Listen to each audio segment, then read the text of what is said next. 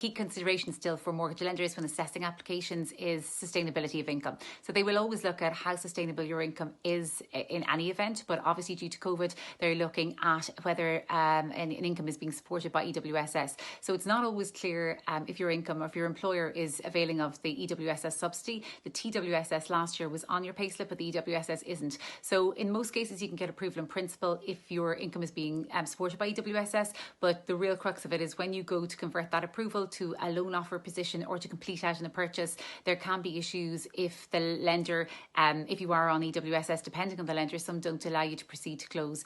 The reason for that again is that lenders are required under consumer protection to ensure that any income that's been taken into account is deemed as sustainable. So when your income is being supported by EWSS, that means a portion of your income is being supported by the state. So your employer gets a subsidy or a rebate in relation to your monthly payment. So while you might be getting the exact same monthly repayment, it's not all being paid by your employer. So what the lenders have to be cautious about is, can it be deemed that when the subsidy is withdrawn, that your employer is going to be able to repay or pay you the same amount as you're being paid now, okay? So post-subsidy. So that's what they're really looking for. It's not that they don't want to lend. It's not that they, are really trying to really shake up people and see if they are on EWSS or not. It's down to the kind of, I suppose, responsibility that they have to ensure that if they're taking income into account, that it is deemed sustainable, so that you don't come into a position where you find that you're in a position you can't pay your mortgage in the short term. So EWSS was extended from 30th of March to the 30th of June as it stands now.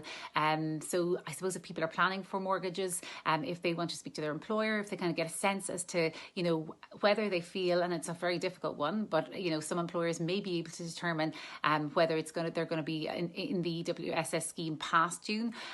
Obviously, some employers won't be able to tell that. It's a very, very difficult time and very uncertain time still for many, many industries. So it's just a really key point to call out that EWSS in COVID income checks are really paramount when you're looking at applications. They're not just at time of application, they're pre-loan offer, pre-closing. So even if you have approval, if circumstances change with your employer, your income will be checked at regular intervals. So just to be aware of that, so that you don't find yourself in a situation where you've committed to purchase property and then can't complete out on that mortgage transaction.